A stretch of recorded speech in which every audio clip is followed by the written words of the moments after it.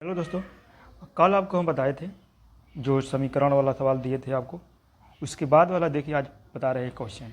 देखिए आज का जो मेरा सवाल है उसमें आपको बता रहे हैं कि असंतुलित रासायनिक समीकरण क्या है, क्या असंतुलित रासायनिक समीकरण किसे कहते हैं। देखिए इसको हम क्या कहते हैं, इसमें दिया है कि वैसे रासायनिक समीकरण जिसमें अभिकारकों तथा उत्पादों में विभिन्न तत्वों के परमाणुओं की संख्या बराबर नहीं होती है उसे हम असंतुलित रासायनिक समीकरण कहते हैं। इसमें देखिए हम क्या कर रहे हैं, जैसे मान लीजिए मैग्नीशियम है प्लस O2 यानी कि ऑक्सीजन। मैग्नीशियम और ऑक्सीजन से अभिक्रिया करके क्या बनाएगा, मैग्नीशियम ऑक्साइड बनाएगा। अब परमाणु की संख्या हम देखेंगे, अगर है ना हम अभिकारक में देखेंगे परमाणु की संख्या तो मैग्नीशियम में कितना है, 1 है, और ऑक्सीजन की कितना है, 2 है। लेकिन जैसे ही इसका उत्पाद हम बनाएंगे, रिएक्शन करेगा तो इसमें MgO लिखे हैं यानी कि मैग्नीशियम ऑक्साइड। इसमें देखिए Mg मैग्नीशियम तो 1 है, लेकिन ऑक्सीजन के इसमें क्या है, 1 दिया है परमाणु और यहाँ दिया है 2। तो ये दोनों परमाणु संख्या समान नहीं है, तो इसका क्या कहेंगे कि ये असंतुलित रासायनिक समीकरण है। और देखिए असंतुलित रासायनिक समीकरण को हम बोलते हैं क्या चीज, कंकालिक समीकरण। अगर कोई पूछ देगा कि कंकालिक समीकरण किसे कहते हैं तो हम कह सकते हैं वैसे कि असंतुलित रासायनिक समीकरण को कंकालिक समीकरण कहते हैं, यानी कि वैसे तत्व वैसे रासायनिक समीकरण जिसमें अभिकारक तथा उत्पाद विभिन्न तत्वों के परमाणु की संख्या बराबर नहीं होते हैं उसे हम क्या कहते हैं, कंकालिक समीकरण कहते हैं। आगे चलते हैं आपको संतुलित रासायनिक समीकरण। जब ये आपका हो गया कि असंतुलित, तब संतुलित किसे कहते हैं।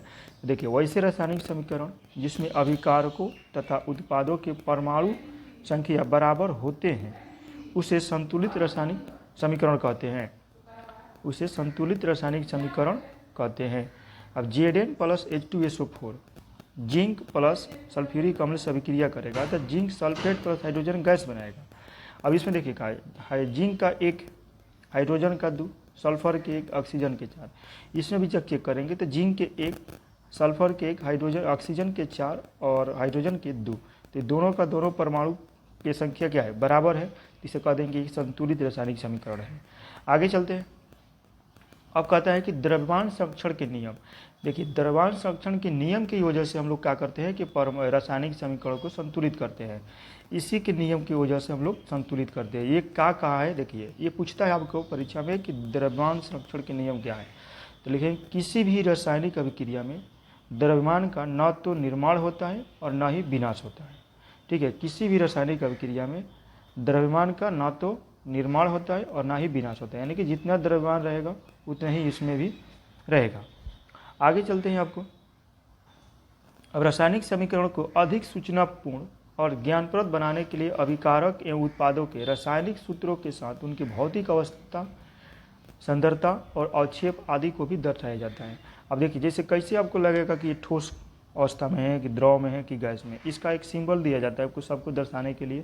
तो कैसे दर्शाएंगे, देखिए ठोस को हम दर्शाएंगे कैसे, तो ठोस को दर्शाएंगे हम S से, यानी कि जहाँ ठोस रहेगा सॉलिड उसको हम रिएक्शन के बाद से लिख देंगे S।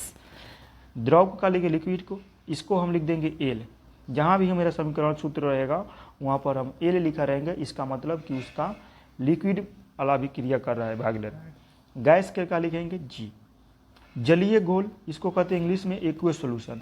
देखिए आपको एक परीक्षा में पूछ सकता है कि एक क्यू क्या है, एक क्यू क्या है। तो एक क्यू मतलब कि एक्वस सॉल्यूशन, यानी कि जलीय घोल को हम क्या कहते हैं, एक क्यू एक्वस सॉल्यूशन कहते हैं।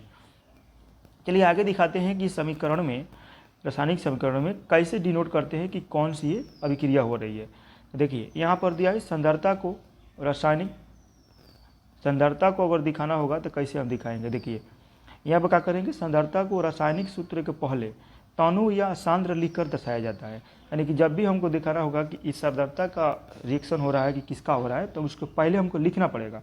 जैसे देख लीजिए जिंक है प्लस तनु H2SO4, तनु यहाँ लिखा है ना, मतलब कि सांद्रता को दर्शा रहा है कि तनु है, ठीक है, H2SO4 ये अभिक्रिया करेगा तो zinc sulphate plus hydrogen gas बना देगा। अगर वैसे ही आपको पूछेगा कि अवक्षेप को रासायनिक सूत्र के बाद अवक्षेप को कैसे दर्शाते हैं कि ये अवक्षेप वाला अभिक्रिया हो रहा है। देखिए अवक्षेप को रासायनिक सूत्र के बाद नीचे की ओर तीर, यानी कि तीर के जो निशान होता है ना उसको नीचे पड़े दिखाएंगे हम। तीर को निशान चिन्ह देकर दर्शाया जाता है, और नीचे पड़े अगर रहेगा तो कोई भी रिएक्शन होगा तो नीचे जाके बैठ जाएगा।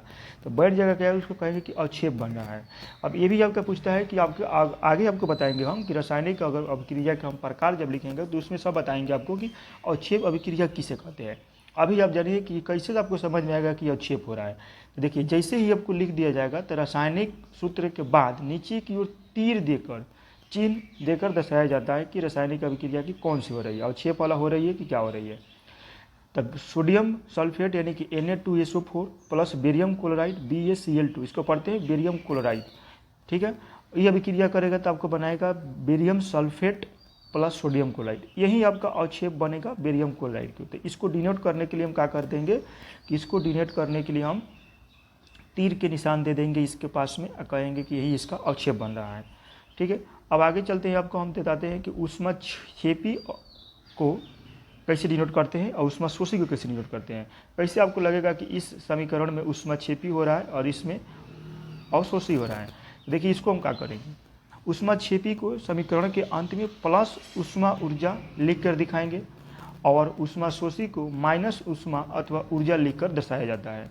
अब देखिए कार्बन प्लस ऑक्सीजन अभिक्रिया करेगा तो कार्बन डाइऑक्साइड CO2 बनाएगा प्लस ऊष्मा, यानी कि कार्बन डाइऑक्साइड तो बनाइए करेगा, उसके बाद से भी उसमें से ऊष्मा निकलेगी। इसको क्या कह देंगे, ऊष्माक्षेपी, यानी कि ऊष्मा निकल रही है तो ऊष्माक्षेपी अभिक्रिया। आगे कह रहे हैं कि N2 प्लस O2 अभिक्रिया करेगा तो 2NO बनाएगा, यानी कि नाइट्रोजन ऑक्सीजन से अभिक्रिया करके नाइट्रस ऑक्साइड बनाएगा। अब माइनस ऊष्मा लिखे, इसका मतलब क्या होगा कि ये ऊष्मा और ही कम कर देगा, पहले जितना ऊष्मा था उतना नहीं मिलेगा, कम कर देगा। इसका क्या हो जाएगा, ऊष्मा शोषी, यानी कि ऊष्मा क्या कर रही है, अंदर अपने अंदर सोख रही है, इसको क्या कर देंगे, ऊष्मा शोषी कर रही है। आगे आपको बता रहे हैं कि उत्क्रमणीय अभिक्रिया क्या होती है, इसको डिनोट कैसे करेंगे। अभी पहले डिनोट कैसे करेंगे, देखिए उत्क्रमणीय अभिक्रिया को दोनों ओर तीर का चिन्ह देकर दर्शाया जाता है। इसका मतलब समझिए, दोनों ओर तीर, यहाँ देखिए थोड़ा टाइपिंग में प्रॉब्लम हो रहा है, इसको हम दोनों ओर से तीर से डिनोट करेंगे। इसका मतलब होता है दोनों ओर से तीर हम लिखेंगे, इसका मतलब हुआ कि कैल्शियम कार्बोनेट जब अभिक्रिया टूटेगा तो calcium oxide plus carbon dioxide बनाएगा। जब कैल्शियम कार्बोनेट टूटेगा तो कैल्शियम ऑक्साइड यानी कि CaO प्लस CO2 बनाएगा। लेकिन जब ये जुटेगा यानी कि कैल्शियम ऑक्साइड और प्लस CO2 ये अभिक्रिया करेगा तो कैल्शियम कार्बोनेट बना देगा। यानी कि कहे का मतलब कि ये टूटेगा तो ये वाला बनेगा और इधर से जब अभिक्रिया करेगा तो ये वाला बन जाएगा, यानी कि इधर से उधर बन जाएगा। वैसे ही होगा N2 प्लस O2, अगर नाइट्रोजन ऑक्सीजन से अभिक्रिया करेगा तो नाइट्रोजन ऑक्साइड बनेगा, लेकिन जब नाइट्रोजन ऑक्साइड को तोड़ेंगे हम तो ये बनेगा आपको नाइट्रोजन प्लस ऑक्सीजन में। इसका यही है कि मतलब दोनों तरफ से हम तीर के निशान देके डिनोट करेंगे तो समझिएगा कि कौन अभिक्रिया है, तो उत्क्रमणीय अभिक्रिया है। ये आपको अभी खाली डिनोट कर रहे हैं कि अभिक्रिया, इसको दर्शाएंगे तो कैसे मालूम चलेगा कि कौन सा अभिक्रिया है। देखिए ऊष्मा वाला को क्या किए हैं कि अगर प्लस ऊष्मा दिया है तो इसको ऊष्माक्षेपी अभिक्रिया में कह देंगे, माइनस में ऊष्मा दिया है तो कहेंगे ऊष्माशोषी हो रहा है। अगर दोनों की ओर से तीर के निशान दिया है तो इसको क्या कहेंगे कि उत्क्रमणीय अभिक्रिया है। अभी उत्क्रमणीय अभिक्रिया मतलब दोनों की ओर से रिएक्शन कर सकता है। ठीक है, तो देखिए ये आपका था आपका 10th वाला जो फर्स्ट चैप्टर है केमिस्ट्री का, उसमें का ये क्वेश्चन है और इसी तरह से आगे और मेरा क्वेश्चन आते रहेगा। तो इसको अगर देखना चाहते हैं वीडियो तो चैनल को सब्सक्राइब लाइक कर दीजिए।